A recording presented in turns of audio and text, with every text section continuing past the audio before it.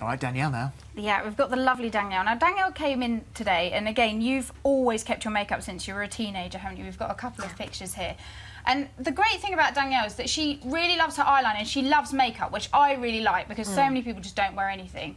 But the only thing is with the makeup that she has been doing, I think it's quite heavy, so it makes her look a little bit angry at times and it doesn't really mix it up enough. If you have a look at what Danielle looked like just before when she came in, she's really good at the eyeliner. She gives it a really heavy line underneath. But as I said, she might want to look a bit angry. Well, if you want to look angry, that's great. But as you can see, I'll show you how I did the process of just softening that, but still giving you a dramatic look. If you have a look. So as I said, I've applied a really nice foundation. I was shocked to hear that Danielle doesn't wear moisturiser. So I've used a really illuminating foundation, the Max Factor one. And then I've used a little bit of concealer just under the eyes to brighten that eye area. Especially if you are going to do dark, make sure you do a really good concealer under the eye. And then I've really smoked it up using a smoky eye palette. Really lovely, blending in the tones. Then I've used a gel liner and then smoked that up, and a really neutral lip liner and lip gloss. So if you have a quick look now, I'm going to just fill in. Also, the other thing with Danielle, she used to go very heavy on her eyebrows. Yeah. Again, I think if you're doing heavy on eyes, heavy on eyebrows, it's a really big focus just on that. And I always think if someone doesn't really compliment you about your eyebrows, I think that's a really good compliment.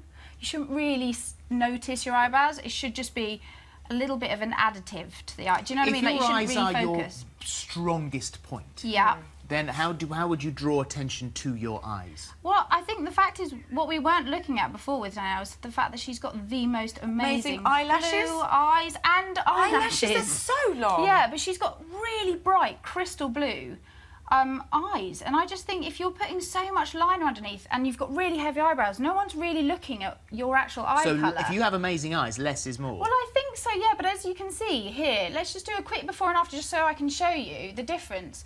Do you see how so much softer it is, but it's still smoky and heavy on her eyes, but you really look at her eye colour. You do. That's absolutely right. They really pop. Yeah, it's just really beautiful. And as I said, I've shown her how she can smoke up a bit more if she wants to. What do you think? I have. You like it this way? I mean, it's quite. It's a different look, isn't it, for you? Yeah. And are you happier with that softer look? Yeah, yeah.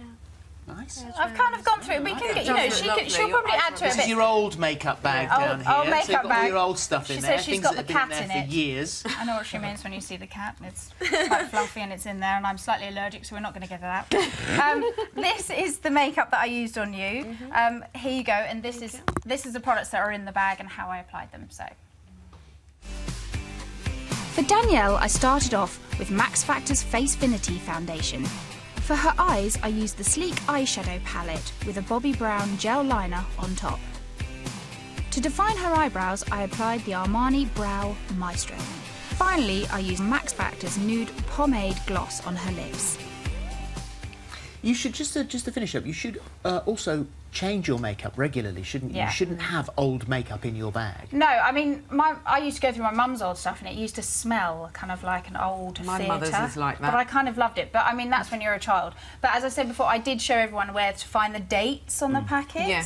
Had loads of people phoning and going, oh my God, I've got to go and buy loads of mascaras and stuff. That's brilliant. But somebody asked me, when do you mark it in your calendar when you opened your mascara? Because how can you remember when you opened it and it's 3 months later? Who does that? I know. Honestly, so how do you know it's going to be 3 months? Organised. Who would? You can kind of, you know, I told you when you take out your trial of the noise. Okay. You can kind of tell. Also, it really shouldn't smell weird, and if anything smells weird, get rid of it.